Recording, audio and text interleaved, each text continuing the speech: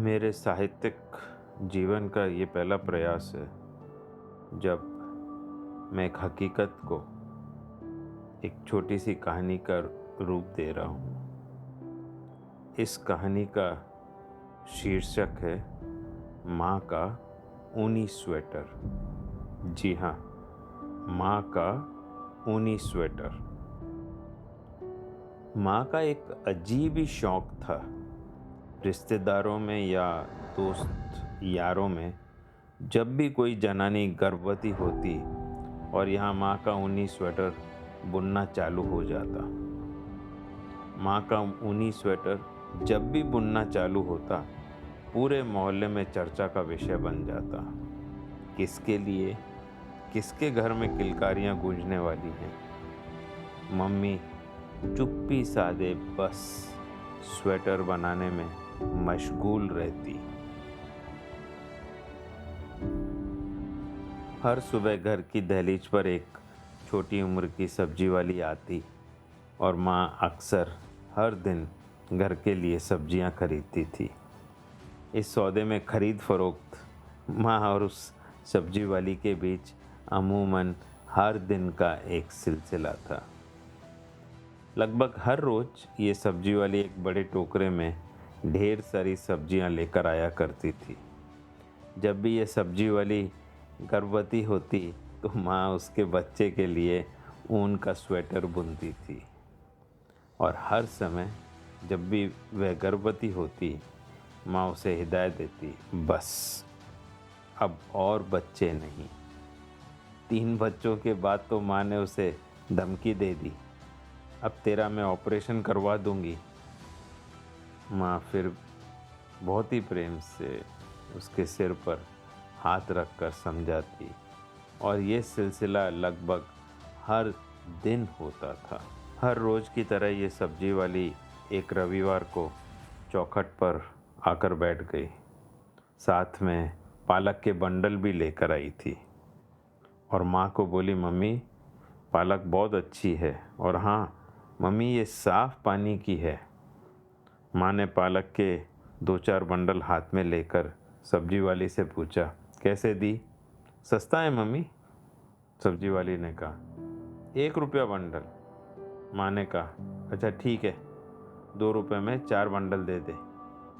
इसके बाद कुछ देर तक दोनों के बीच मोल भाव होता रहा और दोनों झिक-झिक करते रहे। सब्जी वाली कुछ नाराज़गी जताते हुए बोली, इतनी तो मेरी खरीदी भी नहीं है मम्मी। हमारी मम्मी सबकी मम्मी थी, जगत मम्मी।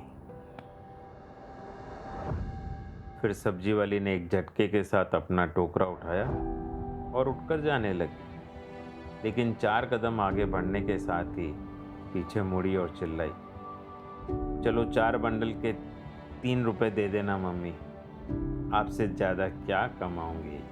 मेरी माँ ने अपना सिर नहीं में हिलाया।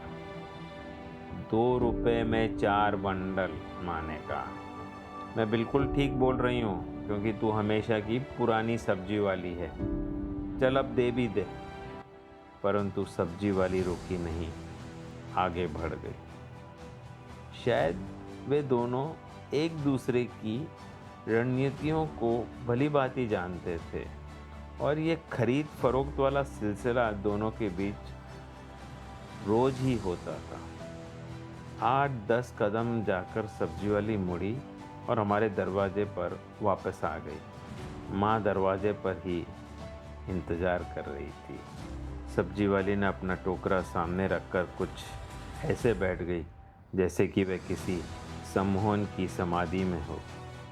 मेरी माँ ने अपने दाहिने हाथ से प्रत्येक बंडल को टोकरे से निकाल कर दूसरे हाथ की खुली हथेली पर हल्के से मारा और इस तरह पीढ़ी दर पीढ़ी के सीखे हुए मात्रात्मक, गुणात्मक और आलोचनात्मक मानदंडों से प्रत्येक बंडल की जांच करके अपनी संतुष्टि से 4 बंडलों को चयन किया।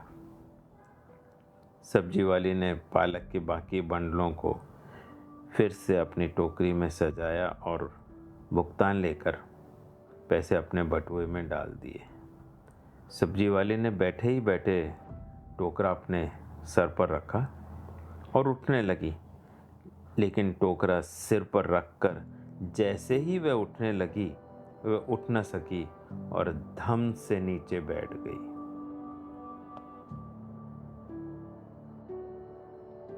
मेरी माँ ने उसका हाथ थाम लिया और पूछा, क्या हुआ? चक्कर आ गया क्या? क्या सुबह कुछ खाया नहीं तूने? सब्जी वाली ने कहा, नहीं मम्मी, चावल कल खत्म हो गए। आज की कमाई से ही मुझे कुछ चावल खरीदना है, घर जाकर पकाना भी है, उसके बाद ही हम सब खाना खाएंगे। माँ ने आंखों में रोष दिखाते हुए कहा, तू फिर पेट से है? सब्जी वाली की खामोशी माँ के प्रश्न का उत्तर था। माँ के चेहरे पर अजीब ही भाव थे, गुस्सा और दया का मिश्रण। माँ ने उसके सिर पर हाथ फेरा, फिर फुर्ती से अंदर चली गई। चपाती व सब्जी के साथ तेजी से वापस आई और सब्जी वाली को दे दी। एक गिलास में पानी भरकर उसके सामने रखा और सब्जी वाली से कहा, धीरे धीरे खाना, मैं तेरे लिए चाय बनाती हूँ। सब्जी वाली भूखी थी, उसने कृतज्ञतापूर्वक रोटी खाई, पानी पिया और चाय समाप्त की। माँ को बार बार दुआएं देने लगी। माँ ने टोकरा उसके सिर पर रखने में उसकी मदद की और हिदायत देते हुए बोला, इस हालत में वजन मत उठा पगली। और फिर वह सब्जी वाली चली गई। माँ देखती रही जब तक वो ओझल नहीं हुई।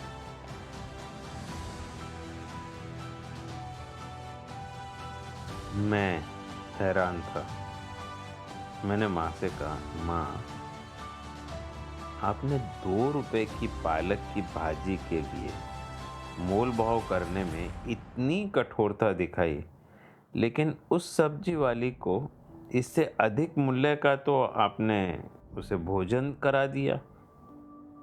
आप तो बहुत ही उदार बन गई।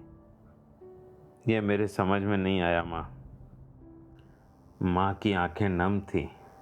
उन्होंने मुस्कुराहट लाते हुए कहा, बेटा, डैडी से पूछना कि जब 1947 में फिर से नई सरहदें बनी थी तो बहुत से लोगों का यही हाल था जो उस पार से आए थे। उन्हें 2 वक्त की रोटी भी नसीब नहीं होती थी। माँ ने अपने आंसू रोकने की कोशिश की और फिर कहा, बेटा, इंसानियत में मोल भाव नहीं होता। माँ के आंसू अब बहने लगे थे और मुझे उनकी नसीहत का अर्थ समझ में आने लगा था। बस दूसरे ही दिन माँ के हाथ में स्वेटर बुनने की सिलाई और ऊन का गोला था और माँ फिर से बुनाई में मशगूल थी। किसके घर में किलकारियाँ गूंजने वाली हैं, मोहल्ले में कोई चर्चा नहीं थी। किसके घर में किलकारियाँ गूंजने वाली हैं, मोहल्ले में कोई चर्चा नहीं थी। आशा करता हूँ कि मेरी ये छोटी सी कोशिश आप सबको पसंद आई होगी। प्लीज़ लाइक कीजिए, कमेंट दीजिए और मेरे इस चैनल को सब्सक्राइब कीजिए। जय हिंद।